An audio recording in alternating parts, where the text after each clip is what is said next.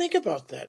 We're dismantling the education department in this country against a backdrop where we have 1 billion Asian Americans in China or in India behind them, or a couple of 100 million people in Africa. I mean, emerging nations. It doesn't make any economic sense. I understand why it's policy driven. So we're fighting that.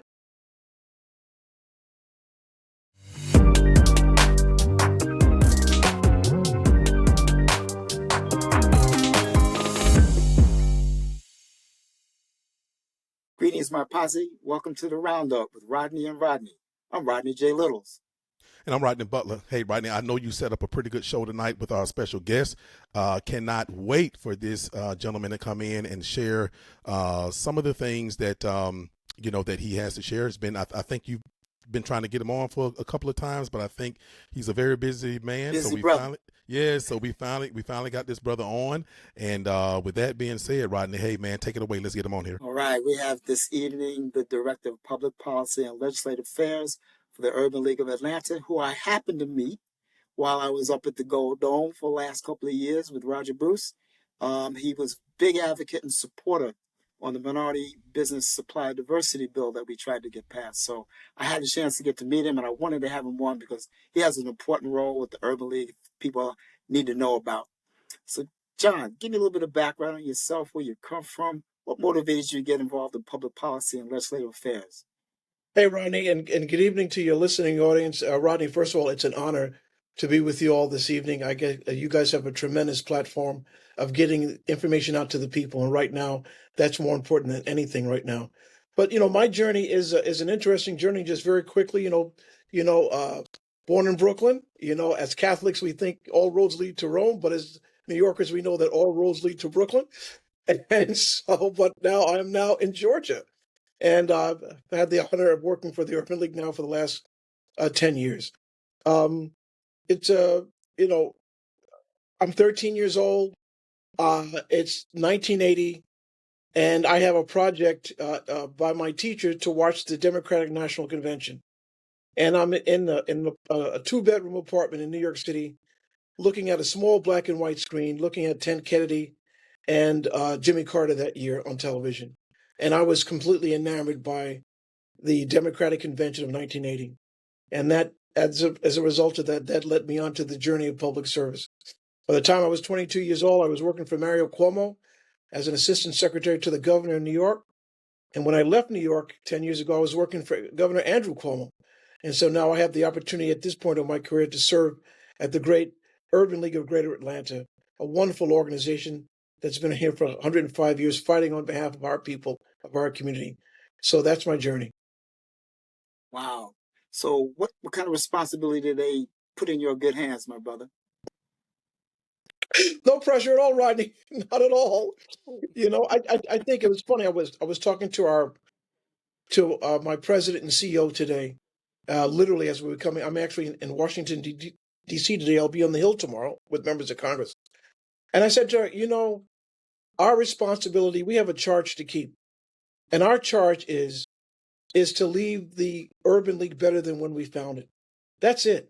I don't know who was at the Urban League 20 years ago, and I'm sure 20 years from now, somebody may not know who I am. But my job right now is to make sure that when I hand the baton to the next generation, that it's intact, it's strong, it's powerful, and that the next generation to take it is ready to lead. That's my sole responsibility. That's it.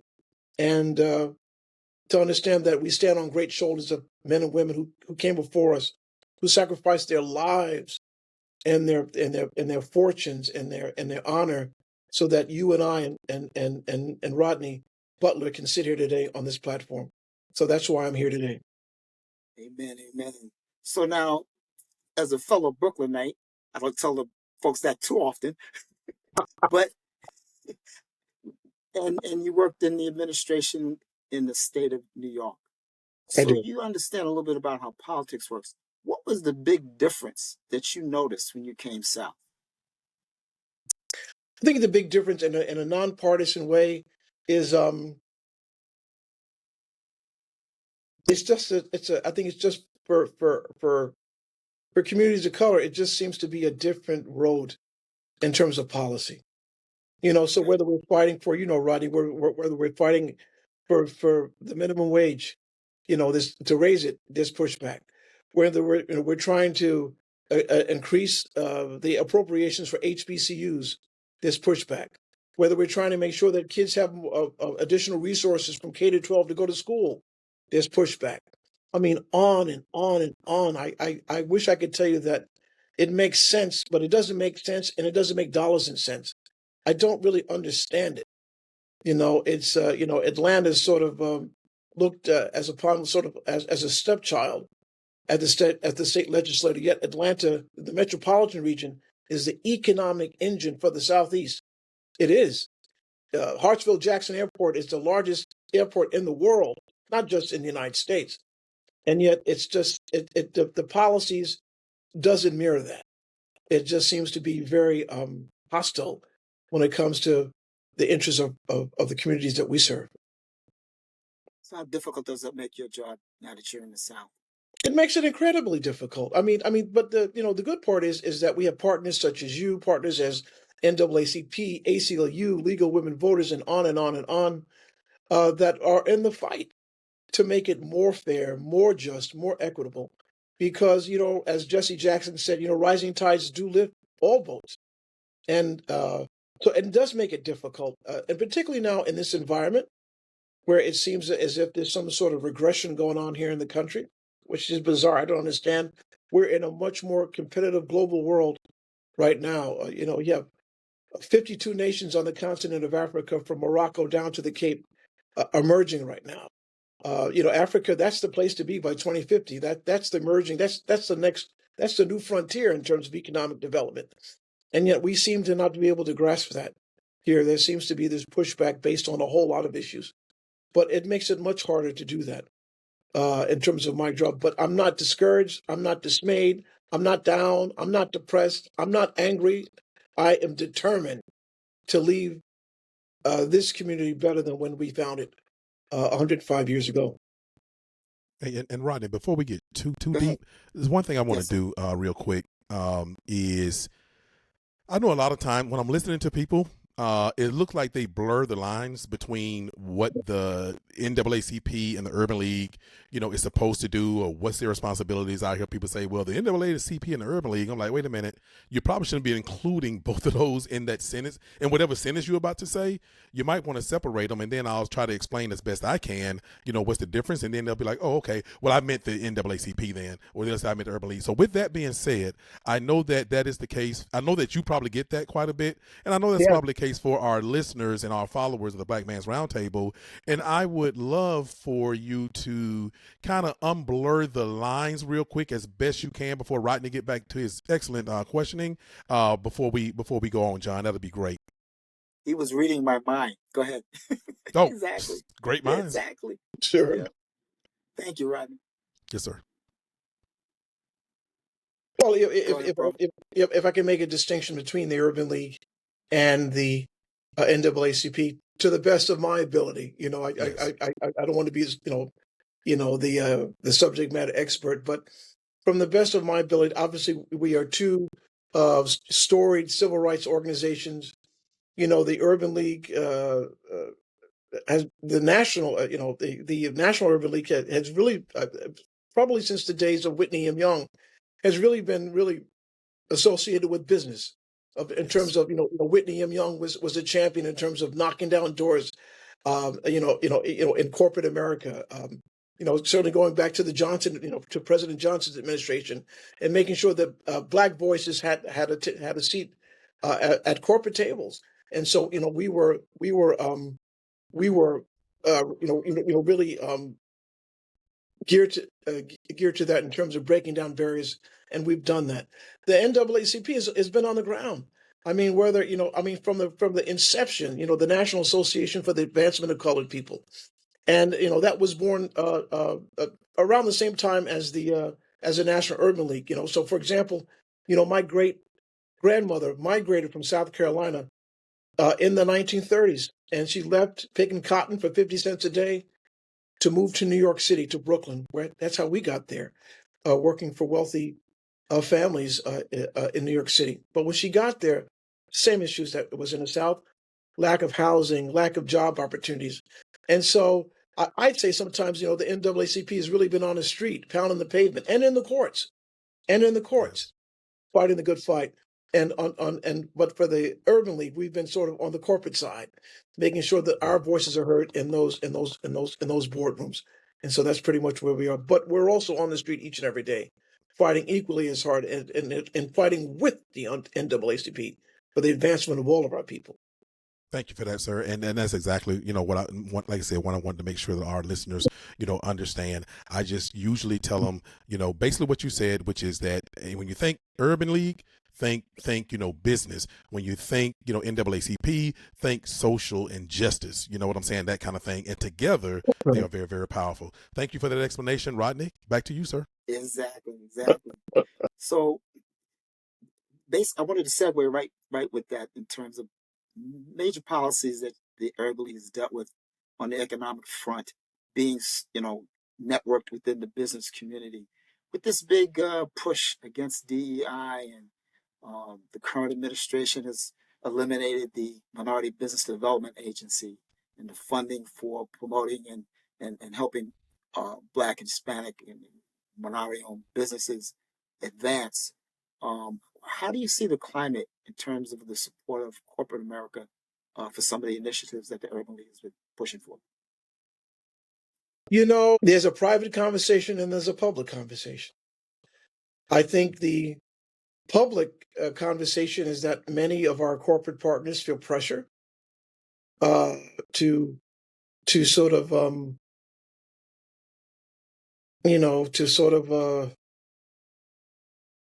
to sort of bend, I guess, for lack of a better word. I don't want to use the word bend, but I guess to sort of comply to what's being asked of them right now. But privately, they look like, listen, we've been with you guys forever. We believe in what you all are doing. And privately, there's let's see if we can make this thing continue to work. Because I think what corporate America understands, for those, whether it's Jamie Dimon, some of them Jamie Dimon at Chase has really come out and said, listen, we're going to stay the course right now with this, is because it's about dollars and cents. Thank you. This is, the United States will never go back to what it was. We're the most diverse population by 2050. It's gonna be a different landscape. And I got news for you: 2050 is around the corner. That ain't that far from now. I have my grandson is 5 years old. He'll be 30 in 2050. Okay, it's here. So to see if we're going to push us back to some sort of storied time, we have to go forward now. And but they're under, make no bones about it, that these corporations are under a tremendous amount of pressure. They some of them find themselves very vulnerable for a whole host of reasons, and so they're walking a very tightrope right now to keep their commitments to people who buy their goods and services, and also to try to comply with some of this new policy changes that they find themselves in. Gotcha. Well, you're in Washington this week, so tell me, what is the major legislative issue that's affecting the Urban League's concern? It's D, all of the above. It's everything. I'll be on the Hill tomorrow talking with members of Congress. So whether it's the dismantling of MBDA, which is absolutely outrageous. President Nixon put that into place. The President Nixon had the foresight to do that almost 50 years ago. And Black capitalism. By capitalism, I think it was Calvin Coolidge who said, former president, the late Calvin Coolidge, who said, if I'm correct, is that the business of America is business. And it makes sense for all of us. We've been talking about that, about empowering our people, building generational wealth. Isn't that what that's all about in this country, whether it's the Rockefellers or the DuPonts or other famous families? That's what it's all about. And we know that there are long-term effects of that. So we're fighting on that front. We're also fighting on this dismantling of the education department. Think about that. We're dismantling the education department in this country against a backdrop where we have 1 billion Asian Americans in China or in India behind them, or a couple of 100 million people in Africa. I mean, emerging nations. It doesn't make any economic sense. I understand why it's policy driven. So when you so we're fighting that, but more importantly, Title I money. I mean, think about the amount of money in terms of Title I schools, and a lot of that money goes to rural communities. To be very That's candid right. with you, so I don't That's right. understand that. Head Start. We're going to attack Head Start. I mean, I'm the class of 1972. Thank you very much. All right. All right. And I think I did okay. That's right. The attacks on public television. We're going to try to take out Big Bird. I mean, it's on, and then let's not even talk about Social Security. Let's not talk about access to health care. Let's not talk about the attacks on the African American National African American Museum. A stone's throw from here on the mall. We're taking out artifacts. The executive director of the National African American Museum resigned a few weeks, just walked away. I mean, so it is breathtaking because it just doesn't, the Constitution, the framers wrote e pluribus unum. They knew then. This is 1787 when they ratified the Constitution. Out of many, one. That's what makes us strong. And I got news for you. Ready for this, Rodney? Ready for this? And I probably want to get myself in trouble. That would took 250 years to build with everybody's hand on the tiller. Some of us did it voluntarily, and some of us did it under duress. But what took 250 years to build in the collective, that if people break it, they ain't that smart enough to put it back. I promise you they're not. They're not that smart to put it back. And so that's what we're up against right now. It's a weird mood in the country. And we have to fight, we have to push back on it because all of our children and grandchildren, their futures right now are at stake. So tell me, how do folks reach out to and support the Urban League, and what initiatives and/or events are coming up that you would like the audience to know? We have a ton of events. So I don't know how broad your audience is, but guess what? We have 93 affiliates all over the country. And even in every major city in America, there's an Urban League. The National Urban League is headquartered in New York, but the New York Urban League is in Harlem. The Washington Bureau of the Urban League is our legislative arm, but you have a Washington, D.C. Bureau. And we're right here in Atlanta. So I would say go to your browser, type in the Urban League of whatever city, a city you're in, and support them. Write checks.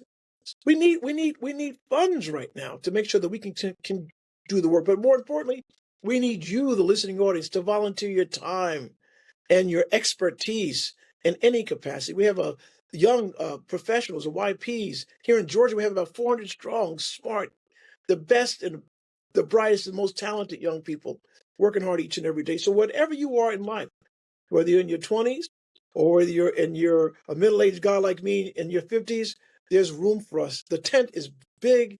We need you right now. We need you now more than ever. So volunteer your time. Or if you can't do that, write a check. What's the website address?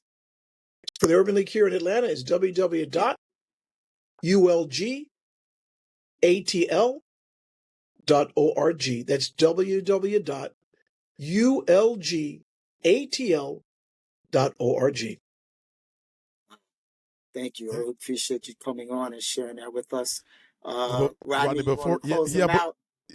But before we let him out of here, John, everything you just said, usually that'll be the very last thing, but I think it might work to the advantage of the Atlanta Urban League in that you said all that first with the question that I'm about to ask you now, which is, you put the information out there for people to get in contact, to volunteer, to work with the Urban League, with the local Urban League here, in Metro Atlanta. But before we let you go, I would love for you to, you talked a lot about the topsy-turviness of what's happening in the business world. Left is right, right is left, up is down, down is up.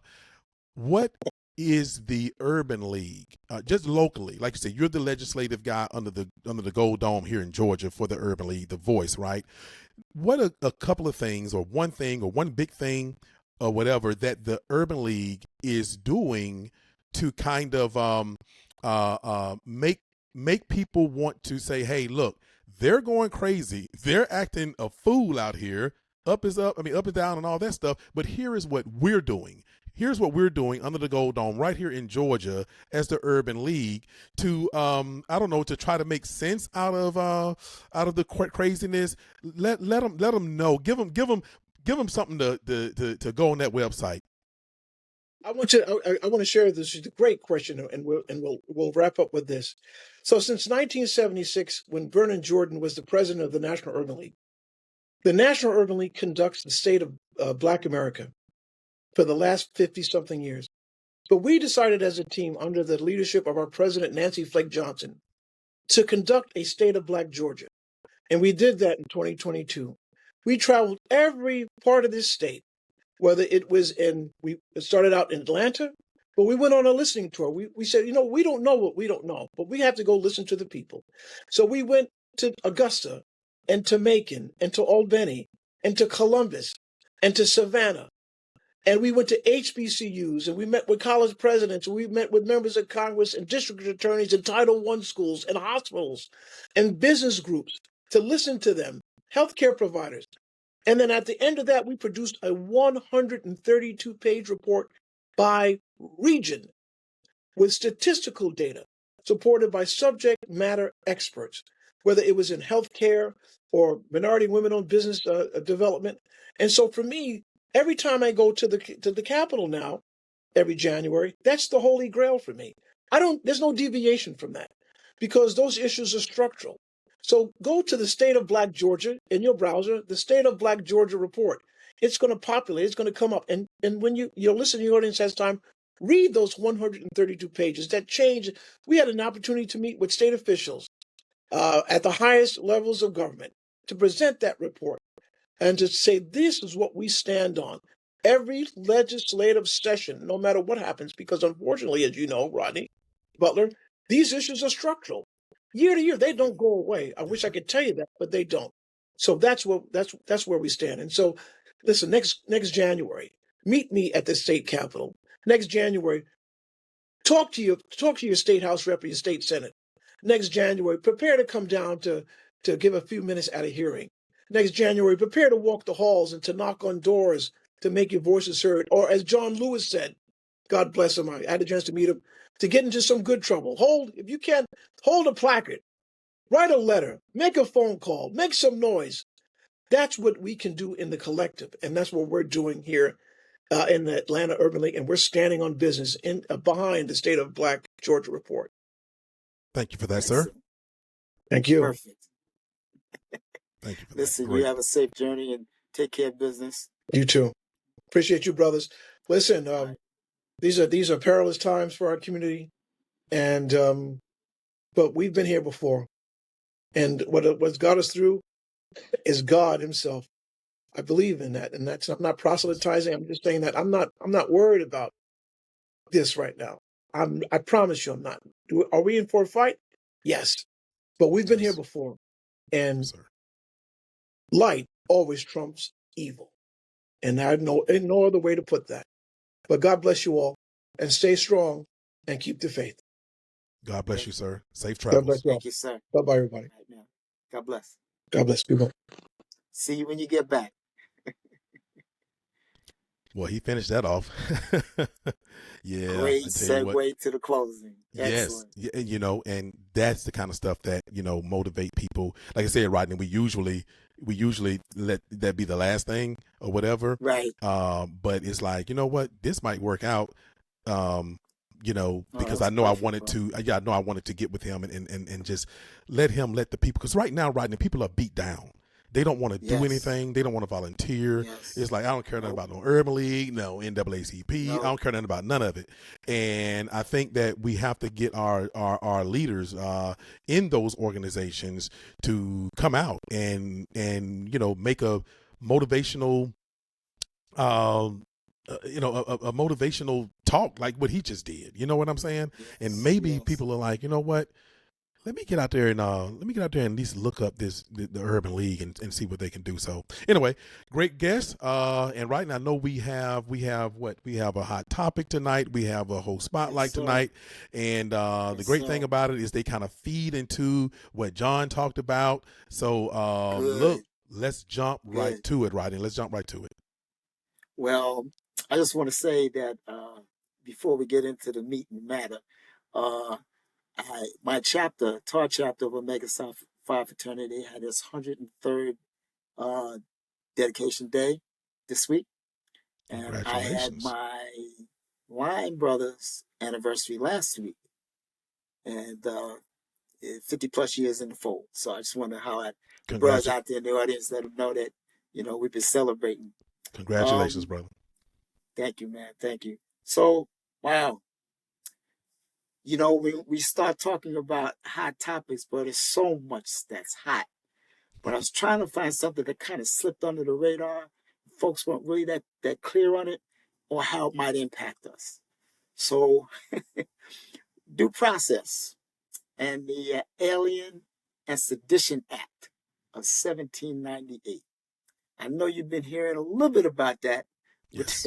with the deportations occurring with folks who were American citizens or here legally. That's a concern that has popped up on my radar for sure. To go to the facts for people to understand what this whole issue is, the president has basically used this particular act from 1798 to justify rounding up immigrants, whether they had legal status or not, student visas, whatever, and accuse them of being alien invaders from a country that invaded us, and they were the folks who were responsible for representing their country and invading our country. That's basically what it comes down to. That's the only way you can do what's been done. But still, even then, there's a due process. So in 1798, the United States stood on the brink of war with France. The Federalist Party, which advocated for a strong central government, believed the Democratic Republican criticism of Federalist policies was disloyal and feared that alien or non-citizens living in the United States would sympathize with the French during the war. So this particular act came about because of a war, not because folks were here illegally or were here pending being processed for suffrage or valid reasons that they had to flee their country to be here as immigrants. I don't like the term aliens, illegal aliens. They're immigrants. Now, this country is based on immigrants. Matter of fact, the folks who are in the majority in this country, their ancestors were all immigrants. They weren't here when the Mayflower came over. They came over on the Mayflower. Anyway, in any event, Rodney, I had to look that up because I didn't quite understand what was going on. I'm like, how are we doing this? And that's what popped up. So the concern is this act was challenged, that it couldn't actually be used in the federal courts. It was challenged. And the federal courts rejected the president's use of the 1798 Alien Enemies Act to transfer Venezuelans to El Salvador.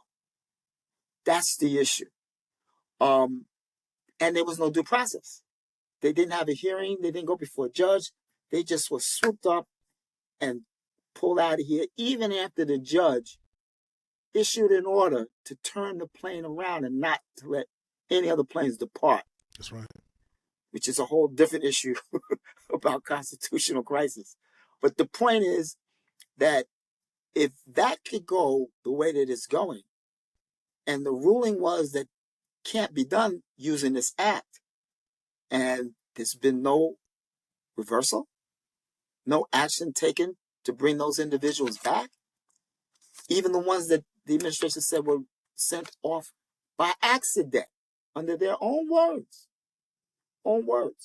So after looking at the video from the mayor in New Jersey, Barack, being arrested at a facility that he as mayor and the city administration has the right to inspect for code violations, because it was operating illegally by a supporter of the current administration who was being paid to house these folks. So that means if you're going to have a detention center in your town, you have to go through the process, apply for permits, you make sure code enforcement comes in, make sure you have all the facilities, and that you comply with whatever the regulations are to have that kind of facility in your town.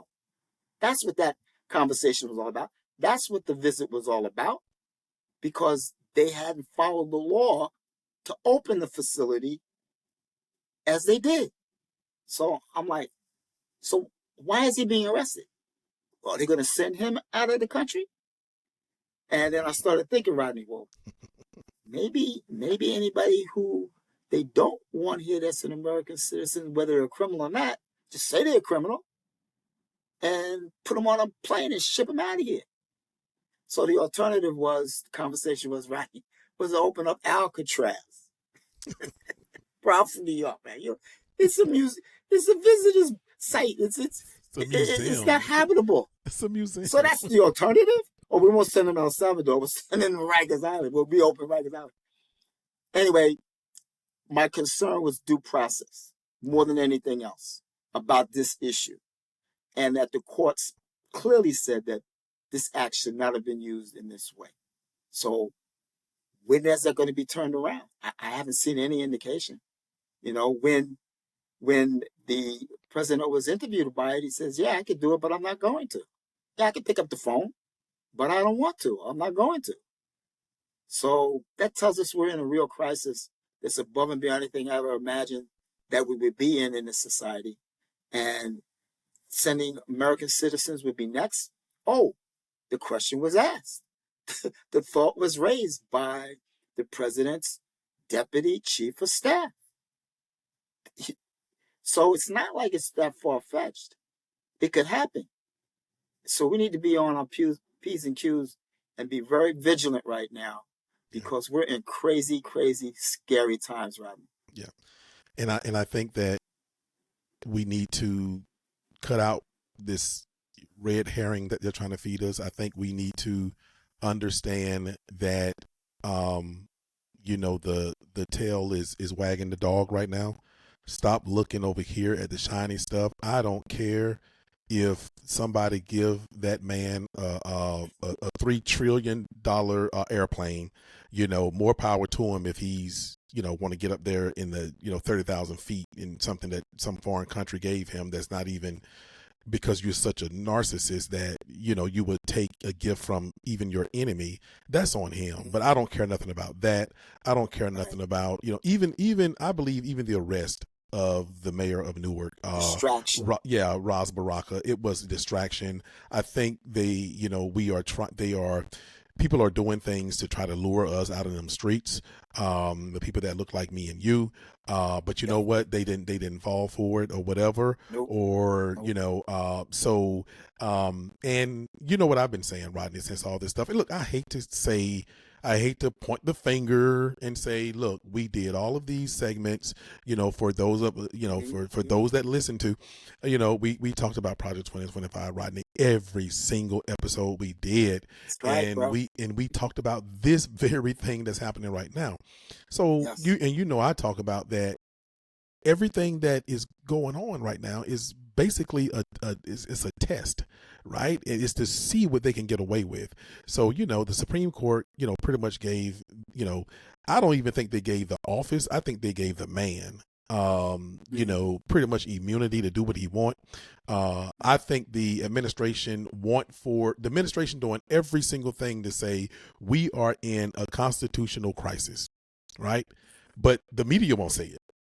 We are literally, once this administration is going against what judges say, that in itself put you in a constitutional crisis. But the media won't say it. It's like they want them to say it because, you know, once we become in a constitutional crisis, you know, officially, you know, somebody, I don't know how it's done. I don't know if it's got to be written. I don't know what the deal is, but I just know what it takes to be inside of one.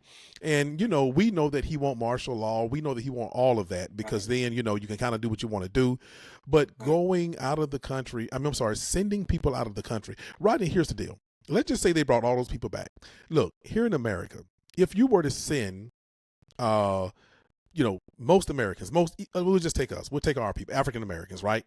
You were to put us on a plane and send us to some foreign country and, for 3 months or whatever, and say, oh, okay, well, we'll get them back over here. Do you understand your life is destroyed once you get back?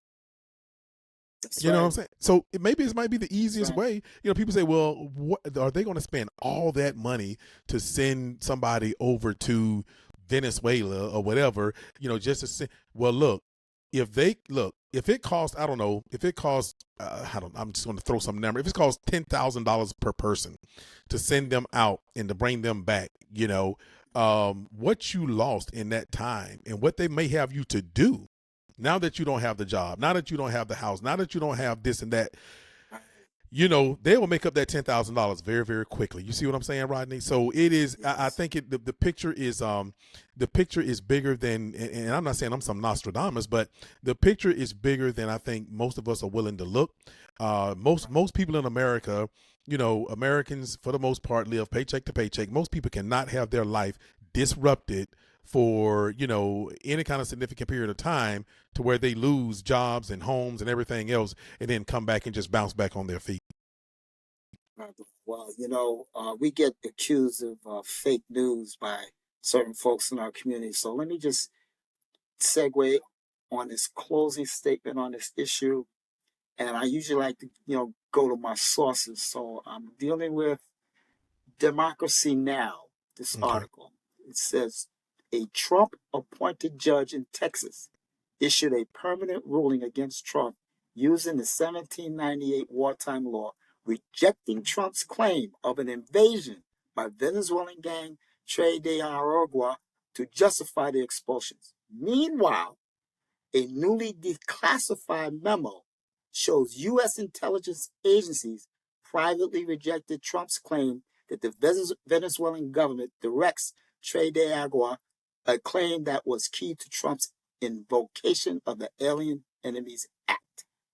So we're in a whole new space in terms of truth. Yeah.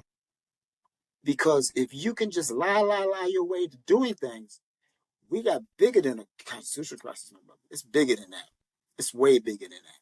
So I just wanted the audience to know, I got intrigued by this issue, Rodney, when you talked about a hot topic, because I hadn't seen as much news on this, and I couldn't understand why we were saying that we had an invasion. From where? Why? But they were saying that this gang was representing the Venezuelan government in a so-called invasion into our country. That's what I got out of digging into it to find out what was going on, my brother. That was my hottest topic I could come up with. Yeah, well, look, thanks for digging into it, Rodney. Like I said, we pick these hot topics, we pick these whole spotlights, we pick these segments, and there's so much going on that we have to, sift through a lot of stuff. But I think we knowing our audience now, for a while, I think we hit it, we hit the things, we hit the right topics on the head, man. So anyway, I appreciate the research and actually, just talking about this. Yes, sir. Yes, sir. I know our community in the Atlanta metro region is very diverse. I know that there's a large Hispanic community in Gwinnett County, which is right next door to where we are in Fulton. And our country is very diverse. And as the brother said, 2050, it's almost here. And we need to find a way to survive and thrive as a country with all of our citizens. This whole construct that you and I talked about, they didn't come about until they hit these shores, and we're trying to figure out a way to keep indentured servants and slaves away from each other to take over the plantation. Has really been a detriment to the entire world. Bacon's Rebellion woke all that up. So absolutely. And are we still going to do our host spotlight, Rodney? Yeah, bro. Okay. Bro, this is right. Very close to home, man. Yep. Very close to home. Remember, we talked about the voter suppression crap that was going on last year. Yes, sir. Yes. Well, bro, they at it again, man. Congress passed a bill that will prevent millions of Americans from voting in elections by requiring that in order to register to vote, you have to have a valid passport. A valid passport. This was on April 10th. The House of Representatives passed a Republican-backed bill that requires documentary proof of U.S. citizenship for voter registration in federal elections. Okay? So that's House of Representatives, U.S. Senate, President. Yep. Federal elections. Interesting, isn't it? Well, because states control the elections in their states. So they couldn't pass a bill that forced the states to do this for their elections. But everything else that's a federal election, they're saying this bill will require that be done. And they think that it hasn't passed the Senate, but it's out of the House. And the move is a part of Republicans' efforts in the House, aligning with actions taken by President Donald Trump. Lawmakers voted 220 to 208 to send the bill to the Senate for further consideration. They're talking about millions of folks who will be affected by this, my friend. And I wonder, my question is, what's the demographic that's going to be affected? It's not going to just be people of color, bro. Yeah. It's not. That's what's so shocking about some of these policies, Rodney. Yep. Why are you shooting at us? Man, you blowing up your whole supporter base. You go down the list of policies and initiatives on budget cutting as Brother John was talking about. This not just affecting inner cities, bro. This is affecting rural communities, suburban communities, bro. Folks who supported this administration. That's what's happening with this. And that's the thing, Rodney, is that the people who, supported this administration, who are not, rich or at least, upper middle class, they, like we say all the time on here, right? They FAFO'd, right? So that being said, they don't care. I don't think they care. They know that, the demographics of who have passports, who can afford passports and all of that stuff, right? That's right. So what they want, they want for all of those, let's say, non-rich people who supported them, they want them gone too. It's like this, Rodney. It's like this, right? I say, if I was told by the men around me, in my life at a very early age that, don't smoke, cigarettes, but if you smoke, definitely don't smoke Newports, smoke Marlboros, right? Oh, okay. Yeah, so smoke what they smoke, right? Because you could always just lace, Okay. you know what I'm saying? You could always just lace a little, put a little, I don't know, poison or something on every Newport cigarette, and yeah, you've gotten rid of a lot of menthol smoking people that look like you and I, but you also, but for the people that don't look like us, it's like, well, we don't want them anyway either, because they maybe they're trying to be too much like them, right? So so it's like smoke the Marlboro and drink the Budweiser, stay away from the whatever slits or whatever it is that that they think black people drink. With that being said, I say that to say this, right? Because we have to almost shed a little light on some of this stuff because it's so tragic. Yes, sir. So you have to laugh at something. But yes. I say that to say this is that they want as few people as possible. I'm trying to think of the guy that coming in my head right now that basically said, this is back in the day, that basically said, we want as few people voting as possible. I forget the guy's name. Yeah, you remember? You know what I'm talking about? Oh, and so, Karl Rove. Was it Karl Rove? No, I'm talking about back in like the 50s. Oh, that was way before Karl. Okay. Yeah, way before Karl Rove. But Karl Rove, of course, believe the same thing. And that look, if you only have people who have passports that can vote in federal elections, they won. You see what I'm saying, Rodney? So that's why I think that's why it falls on deaf ears. Like even though all of those people like you talking about right now would be affected, like are they even listening? But remember, this man said, you won't, after this election, don't worry, you won't have to vote again. Yeah, good point. You see what I'm saying? So it's definitely, and again, Project 2025, right? We talked about this stuff. Yes, sir. Go ahead. Sure did. It was a big issue on that. And they're always looking for a problem to solve that doesn't exist. They got a solution for a problem that doesn't resolve. So the bill also has a provision removing non-citizens from federal voter rolls. First of all, there are no federal voter rolls. There's state voter rolls. There are no federal voter rolls, number one. Number two, you can't get on the voter rolls if you're not a citizen. You can't. Period. Let me get to my sources. So, because we talk about the impact, let me tell you what the study said from the Brenner Center for Justice in partnership with the Center for Democracy and Civic Engagement at the University of Maryland and the organization Vote Riders. They say that study says approximately 21 million eligible U.S. voters lack access to a birth certificate, passport, or other documentation verifying their citizenship. 21 million. Now, how many votes were decided in this last election? It was way under 21 million. Wait, I think it was like only 2 million. I could be wrong. Yes. But yeah, like around exactly. 2 million. In that neighborhood. Yes, Yep. sir. Thank you. Yep. So that's the effort. And if you recall, Rodney, there were over 4 million voters that were kept off the rolls in this country during the last presidential election. They were either removed or they were held from voting. They were held back from actually voting. But it was close to 4 million voters were denied access to the polls last November nationally. 4 million. And see, Rodney, none of this stuff, as you opened that up and as you read from that article, none of this stuff seems to make sense right now. And it's almost laughable because, like you're saying, it doesn't even make sense because, people are citizens. But see, here's the thing. That whole rule will make perfect sense if, let's say, over the next year and a half, 2 years, your classification starts changing from you actually being, you see what I'm saying, right? From you actually being a citizen.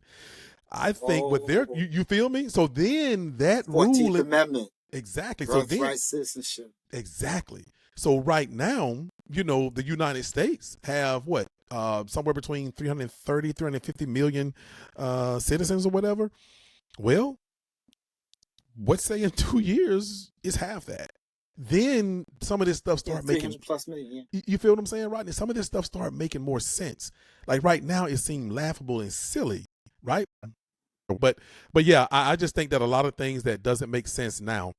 I think a lot of things that doesn't make sense now will actually make sense if they are able to get to the maturity that they want to get with the plans of Project 2025. A whole lot of stuff that sounds silly and doesn't make sense now, it may make a whole lot more sense in 2 years. Absolutely. Well, in wrapping this up, I watched a couple of clips that dealt with voter participation or actually voter angst recently with all of these demonstrations around the country. And I've seen a lot of clips of white folks complaining that black folks didn't come out to these demonstrations, but then they said, well, actually, I do understand because then there'd have been the Insurrection Act called out because black folks were demonstrating in the street. So our First Amendment rights and our right to assembly peacefully is now under question. And when did black folks ever say, well, I'm not going to go get in some good trouble and demonstrate for my cause? So I'm concerned about what all of this means, Rodney, in terms of these attacks on citizenship, deportation, not following due process for folks to get through, have their rights defended, and that it's a scary time, man. I just can't believe that folks were that naive to not understand. That's why we stayed home. We knew what was going to happen.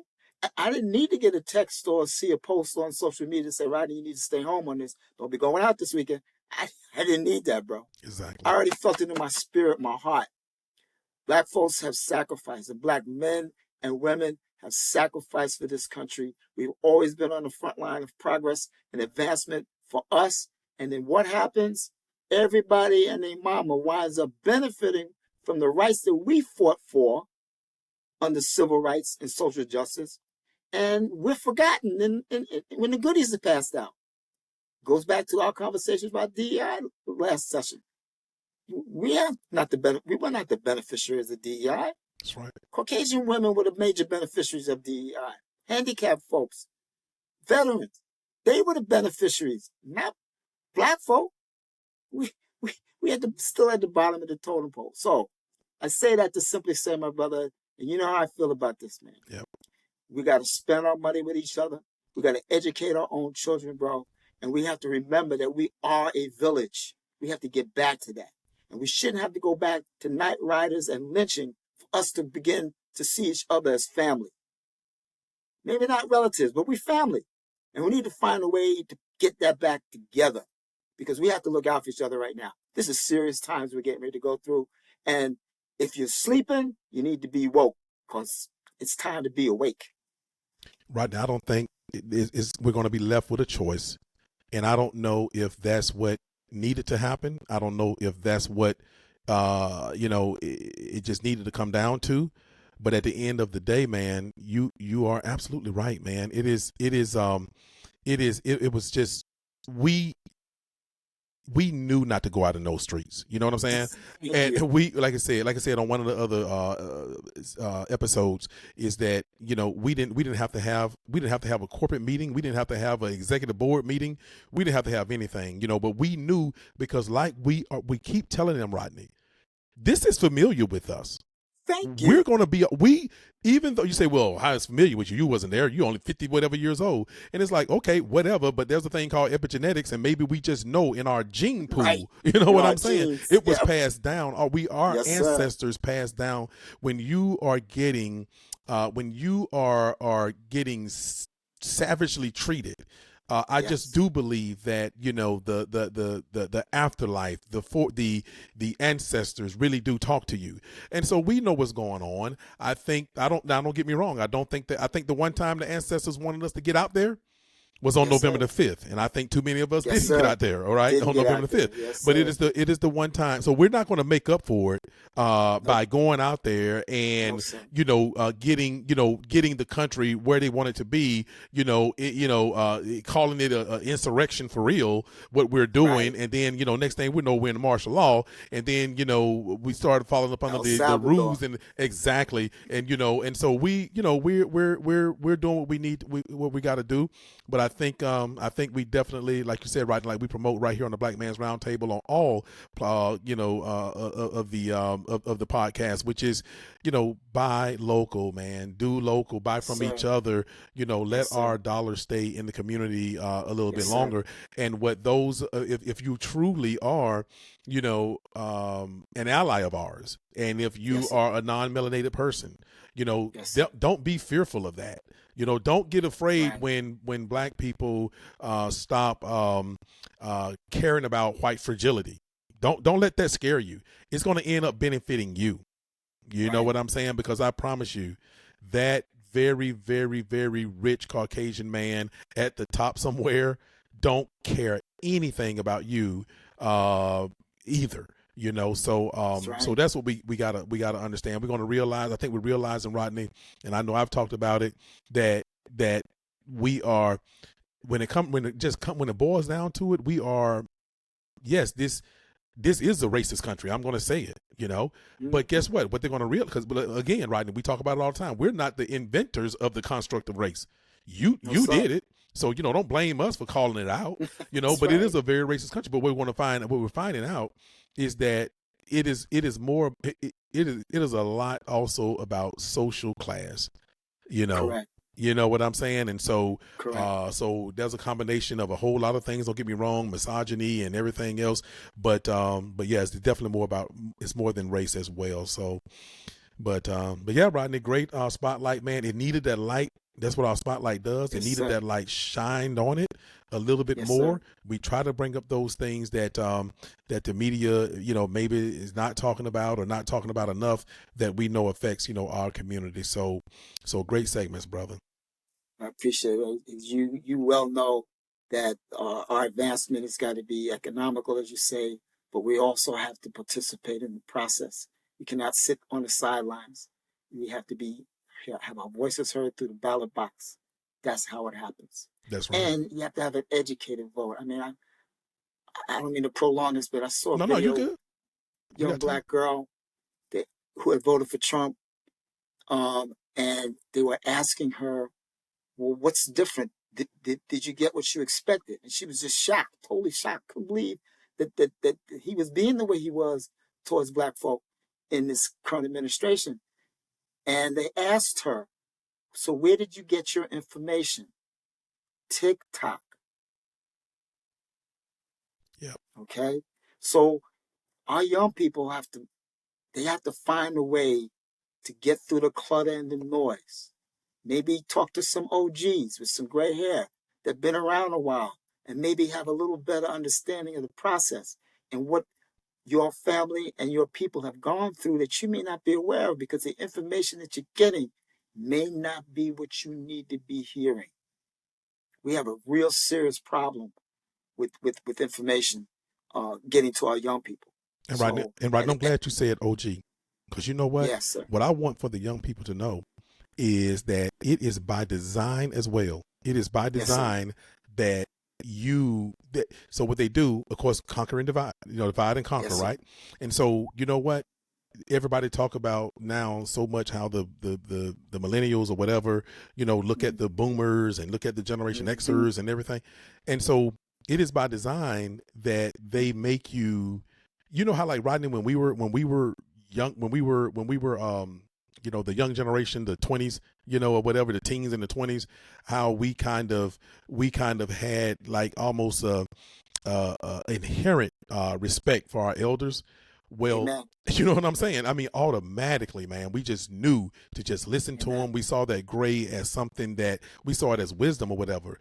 But if for all of your life through social media, through video games or whatever, that you are culturally conditioned to look at people with gray as, dumb and stupid or whatever, then you're going to do stuff like call them boomers, in a derogatory way, or you're going to look at. So if you can get those young people to look at their elders, to look at the OGs, like you said, Rodney, in that kind of way, man, you got them, because all they're gonna do. I promise you, they rather go, like you're saying, the young lady, she'd rather go out there and listen to something on what you say, Instagram, TikTok, yeah. Look at something on TikTok than to listen to this salt and pepper that you and I have in our beards and on our head. Yes, sir. Amen, my brother. Yes, sir. That's my thought for the day, bro. All right, Rodney, close us out. Great show, man. Oh, man. You can catch the Roundup with Rodney and Rodney on the second Thursday of every month at 7 p.m. Eastern Time. Check us out on YouTube or Facebook or wherever you get your podcasts. Until we meet again, we'll keep rounding them up. Peace, Rodney. Great show, man. Peace out. Don't forget to check us out on Spotify or wherever you get your podcasts. Do you have show ideas or want to be on the show? Shoot us an email at blackmansroundtable@gmail.com. And please follow us on Facebook.